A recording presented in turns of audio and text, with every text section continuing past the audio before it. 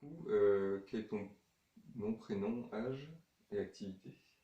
Alors, je m'appelle Rosaline de Santos, j'ai 36 ans. Mon activité actuelle, en fait, je suis en reprise d'études. Mais avant, j'étais monitrice éducatrice auprès d'adultes en situation de handicap. Ok, d'accord. Du coup, depuis combien de temps tu es en cohabitation?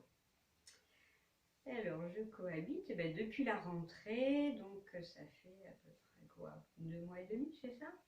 Oui. Début septembre. D'accord. Voilà. D'accord. Et est-ce que tu avais déjà fait les colocations auparavant? Jamais, Jamais, non. d'accord.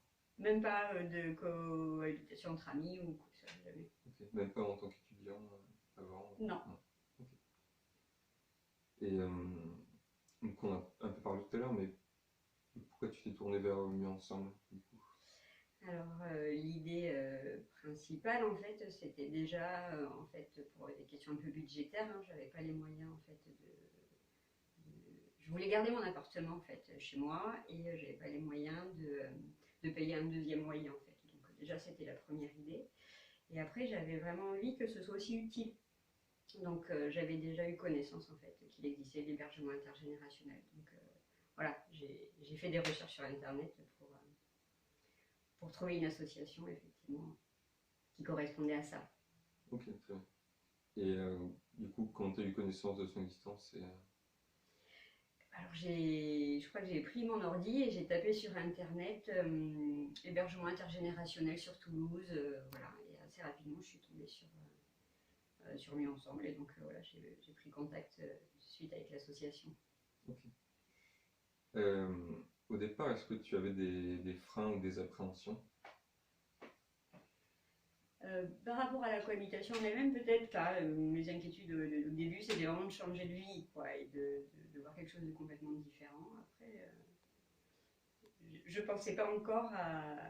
Voilà, je m'inquiétais pas de savoir si ça allait bien se passer ou pas. A Ouais. priori, il n'y avait pas de raison. Ok. Voilà, Et en plus, comme tu disais, tu avais déjà travaillé c'est ça. dans le milieu un peu. Mm. Comment s'est passée ta première rencontre avec ton accueillant? Alors que je me souvienne, pas très bien, je me rappelle qu'elle était peut-être encore plus intimidée que moi en fait, et qu'elle s'était présentée un peu. Oh, ça faisait un peu entretien d'embauche, un petit peu toutes les deux comme Ouais. ça, mais c'était trop mignon en fait. Ça avait bien collé en tout cas. Moi j'avais bien senti que ça se passerait bien et que c'était une dame très gentille et que voilà. Ok. Et comment ça se passe maintenant? Mais ça se passe bien aussi. Oui. Super, ça a été un peu au début, tant qu'on prenne un peu nos marques, elle aussi finalement, qu'elle prenne l'habitude qu'il y ait quelqu'un qui soit là de manière récurrente. Elle a mis peut-être une petite semaine à bien retenir mon prénom et après, ça a bien roulé.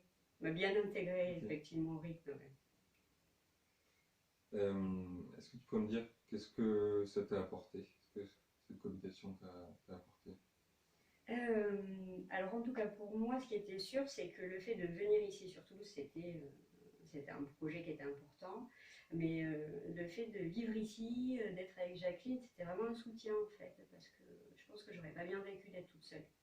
En fait, de faire face en fait à toute cette charge de travail en fait à l'université, surtout quand on reprend des études et que ça Oui. fait quelques années.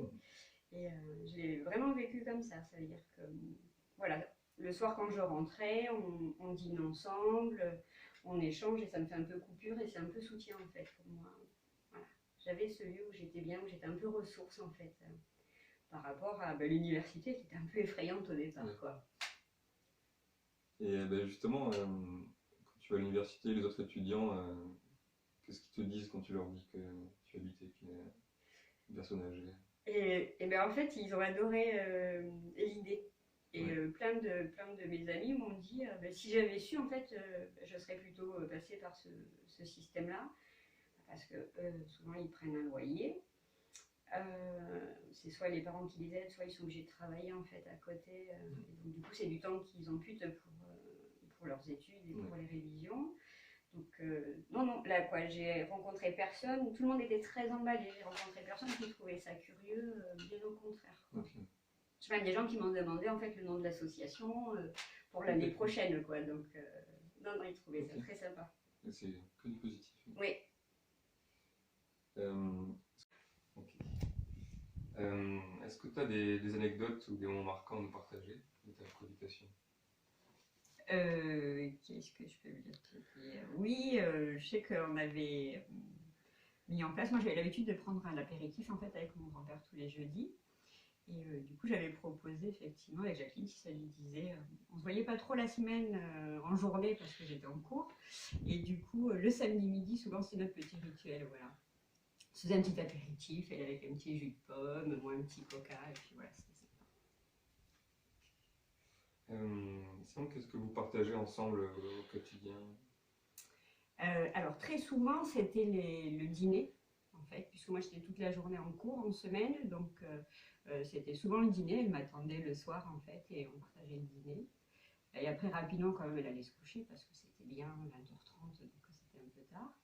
Et après le samedi, c'était le déjeuner du samedi et toute la matinée du samedi, des fois l'après-midi, si j'étais là, voilà. Il arrivait des fois que j'étais là en train de travailler, je bossais, puis elle s'asseyait sur le fauteuil à côté pour une présence, voilà. Ok, d'accord. Et du coup, pour finir, quel bilan tu tires de cette expérience? En tout cas, moi, c'est super intéressant. J'avais vraiment pour objectif en fait de partager en fait cette expérience avec quelqu'un, puisque déjà je pars un peu de chez moi et donc je me retrouve un peu toute seule ici.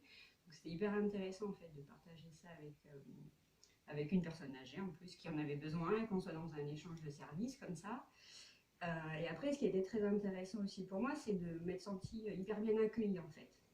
Ça, c'est important effectivement qu'il y ait du soutien, que je me sois sentie bien accueillie par la famille.